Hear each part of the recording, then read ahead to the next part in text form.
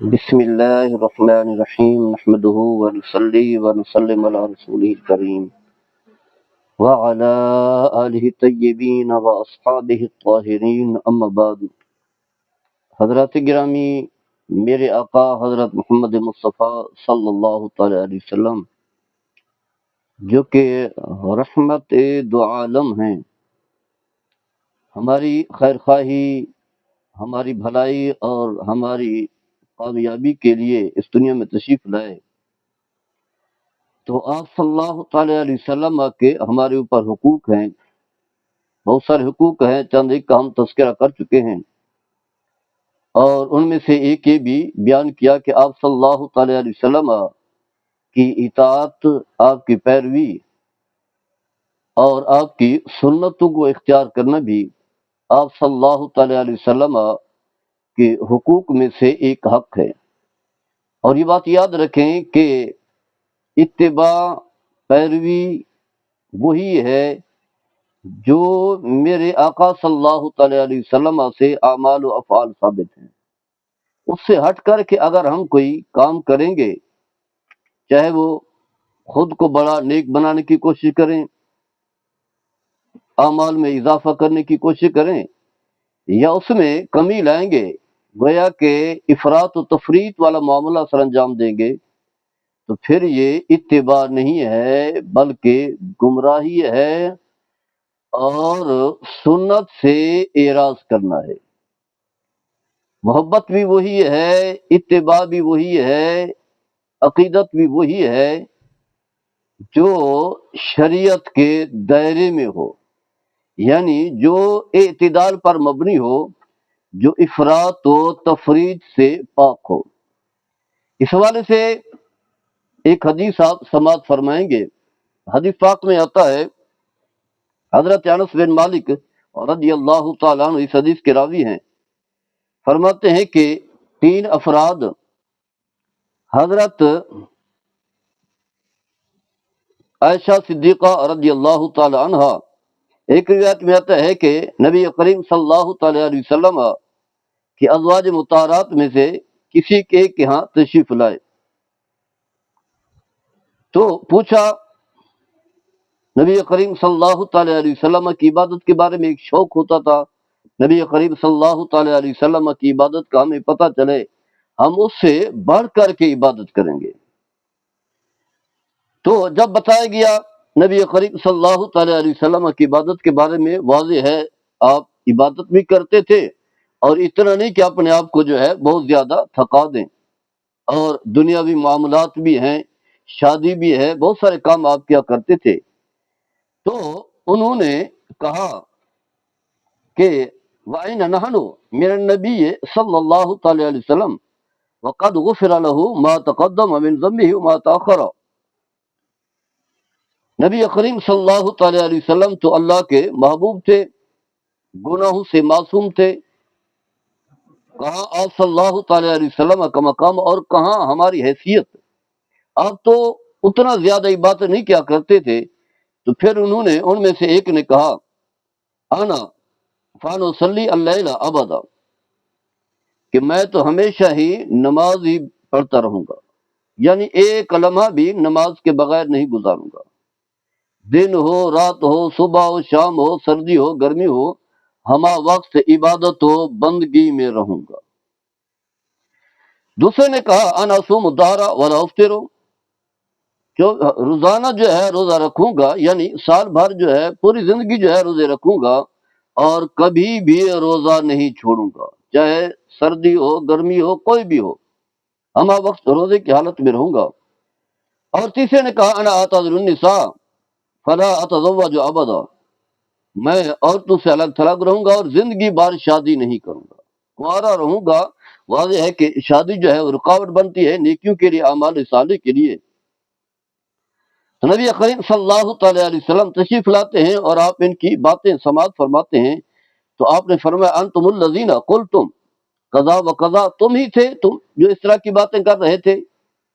کوئی کہتا ہے کہ میں ہمیشہ روزہ رکھوں گا، کوئی کہتا ہے کہ رات بھر جو ہے عبادت کروں گا، کوئی کہتا ہے کہ میں شادی نہیں کروں گا، تم ہی تھے۔ اس کے بعد آپ نے فرمایا، اما واللہ انی لاخشاکم للہ واتقاکم لہ، تمہیں معلوم ہونا چاہیے کہ جتنے بھی تم لوگ ہو، جتنے بھی صحابہ یا بعد میں آنے والے جتنے بھی لوگ ہیں، میں تم سب سے بڑھ کر کے اللہ سے ڈرتا ہوں اور تقوی اختیار کرتا ہوں، یعنی ہمہ وقت اس کے احکام کو بجا لاتا ہوں۔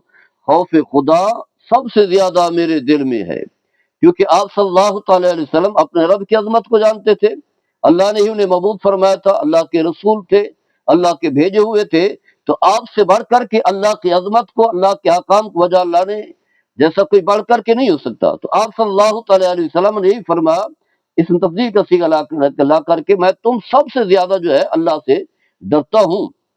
لیکن اس کے بعد آپ نے فرمایا لکنی اصوم و افطر، میں روزہ رکھتا بھی ہوں اور روزہ نہیں بھی رکھتا، یعنی ماہ رمضان کے روزے تو فرض ہے، اس کے علاوہ جو نفلی روزے ہیں میں وہ رکھتا بھی ہوں اور روزے چھوڑ بھی دیتا ہوں، کبھی رکھا اور کبھی نہ رکھا۔ اس کے بعد آپ نے فرمایا وصلی وارقدو، یا ارقدو، میں نماز بھی پڑھتا ہوں، رات کو اٹھ کر کے عبادت بھی کرتا ہوں، قیام اللیل بھی کرتا ہوں اور سو بھی جاتا ہوں۔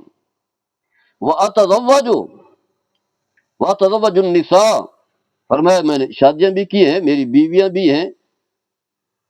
اس کے بعد آپ نے فرمایا فمان راغب عن سنتی فلیس منی، میرا طریقہ تو یہی ہے جو تم نے سن لیا ہے، روزہ رکھیں چھوڑ بھی دیں، کبھی روزہ رکھا کبھی ترک کر دیا، اسی طرح رات کو عبادت بھی کریں، اللہ سے تعلق ہے، اللہ تعالیٰ اپنی شان کے مطابق آسمان دنیا پر جلوہ گر ہوتا ہے، اس کے بعد جو ہے سو بھی جائیں، کیونکہ جسم کا بھی حق ہے تمہارے اوپر، اور شادی بھی کریں، اس سے جو ہے اولاد ہوگی اور انسان حرام سے بچے گا۔ تو آپ نے فرمایا یہی جو ہے میری سنت ہے، جو شخص میرے طریقوں کو چھوڑ کر اپنی مرضی کے مطابق زندگی گزارتا ہے تو فرمایا اس کا میرے ساتھ کوئی تعلق نہیں ہے۔ اس کے علماء نے مختلف جو ہے معنی بیان کیے ہیں، یعنی وہ میرا امتی نہیں ہے، یا پھر فرمایا کہ وہ میرے طریقے پر نہیں ہے، یا اس کا معنی یہ ہے قیامت کے دن میں اس کے حق میں شفاعت نہیں کروں گا۔ تو یہ بات واضح کی گئی ہے کہ اتباع اور اطاعت جو ہے شریعت کے دائرے میں ہو، جو دین میرے آقا صلی اللہ تعالی علیہ وسلم نے ہم تک پہنچایا ہے اسی دائرے میں رہ کر کے زندگی گزارنا، یہی اتباع رسول بھی ہے، اطاعت بھی ہے، یہی محبت رسول بھی ہے، اس کی برکات بھی ملیں گی، اللہ بھی خوش ہوگا اور اللہ کے حبیب صلی اللہ تعالی علیہ وسلم بھی خوش ہوں گے۔ اس دائرے سے جب ہم نکلیں گے، چاہے وہ اپنے آپ کو جو ہے بڑا نیک بنانے کی بھی کوشش کریں گے، تو اس کی کوئی حیثیت اور کوئی وقت نہیں ہے، اور اس پر اللہ تعالیٰ کے ہاں کوئی اجر و ثواب بھی نہیں ملے گا۔ تو گویا کہ نبی کریم صلی اللہ تعالی علیہ وسلم نے اسی بات کو جو ہے واضح کیا ہے۔ ایک اور حدیث پاک میں آتا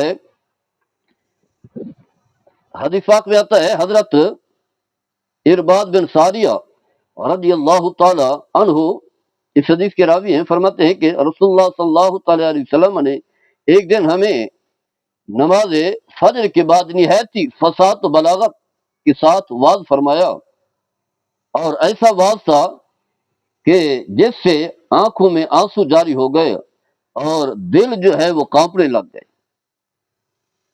ظرفت من العیون وجلت بها القلوب۔ اور ایک شخص نے تو یہ سمجھا کہ شاید میرے آقا صلی اللہ تعالی علیہ وسلم کا یہ الوداعی واز ہے، شاید آپ اس کے بعد اس دنیا سے رخصت ہو جائیں گے۔ تو عرض کی یا رسول اللہ صلی اللہ تعالی علیہ وسلم، ہمیں کوئی وصیت فرمائیں، ہمیں کوئی وصیت فرمائیں، کوئی ارشاد فرمائیں۔